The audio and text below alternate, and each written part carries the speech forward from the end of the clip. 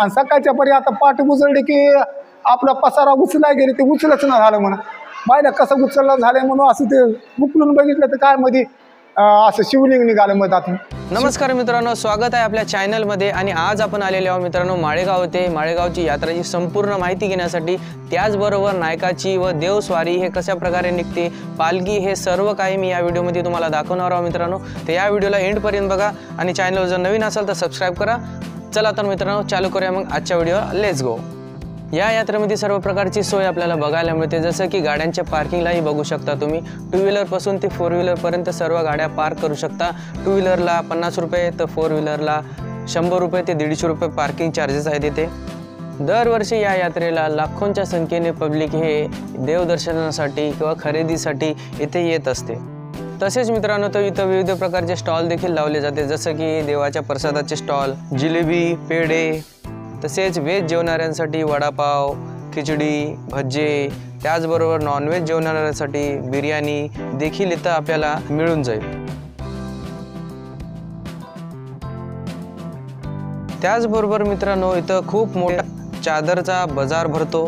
त्याच्यामध्ये आपल्याला bedsheet, rugs, loads, हे विविध प्रकारचे ब्लँकेट्स, हे सर्व काही इथं आपल्याला मिळून जातील.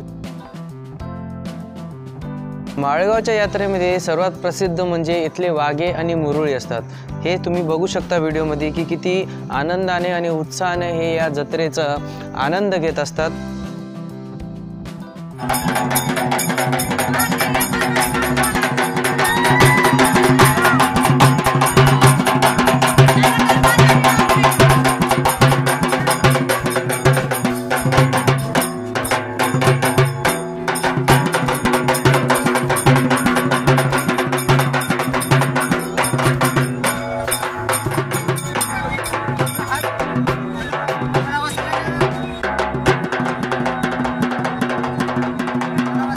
माळेगावची ह्या यात्रेमध्ये सर्वात महत्त्वाचं म्हणजे देवाची पालखी असते, म्हणजे देवस्वारी असते.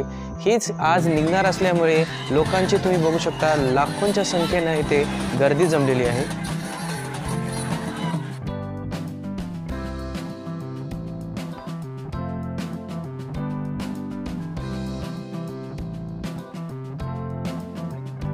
देवळामध्ये गेल्याबरोबरच आपल्याला मुख्य देवाचा घोडा हे पाहायला मिळतो. आपण त्याचे दर्शन घेऊन देवाच्या मुख्य गाभाऱ्याकडे वळालो.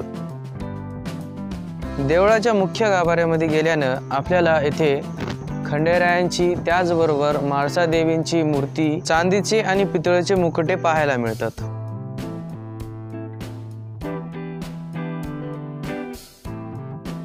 इथं पहिले असं इथं दंडकार्याने असल्यानं होतं. जंगल असा सगळा संपूर्ण रानान असा जंगलच होता. पण इथं कसं काय, इथं व्यापारी कुणी याचे तिकडे जायचे, पण अचानक त्या व्यापाऱ्याचा इथं मुक्काम पडला.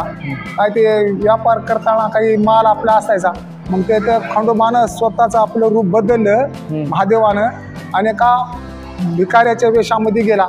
त्यावेळेस विचारलं त्या व्यापाऱ्याला की तुमच्या ह्या गोण्यामध्ये का आहे, पोत्यामध्ये का आहे.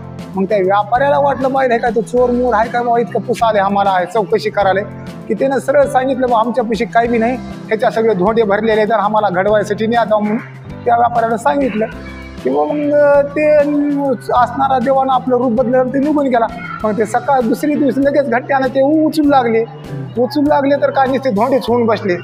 मग अनेक देवानं सांगितलं बाबा त्या धोंड्यामध्येच एक शिवलिंग आहे, चबुद्र आहे, आणि मी तुम्ही स्वतः एक वेश बदलून आलो, तुम्ही सुद्धा असणारा भक्त असल्यामुळे तुम्हाला मला ओळख आलं नाव, पण त्याच्यातच खरा खंडोबा हा शिवलिंग आहे, आणि ते शिवलिंग आहे, ते शिवलिंग तिथं तुम्ही स्थापन करा असं त्या देवानं सांगितलं होतं. संपूर्ण इतिहास आणि माहिती घेऊन आपण देवळाच्या बाहेर आलोत. आणि त्याचबरोबर इथं अशीही मान्यता आहे की या मंदिरावरती खोबरं आणि भंडारा उधळल्यानंतर आपल्या मनाच्या इच्छा हे पूर्ण होतात.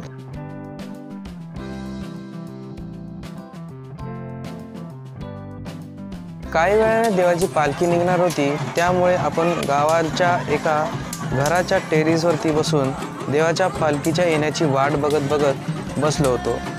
तितक्यातच नायकांची म्हणजेच सर्वात सुरुवातीला जी पालखी निघते ती दर्शनाला आपल्याला पाहायला मिळाली.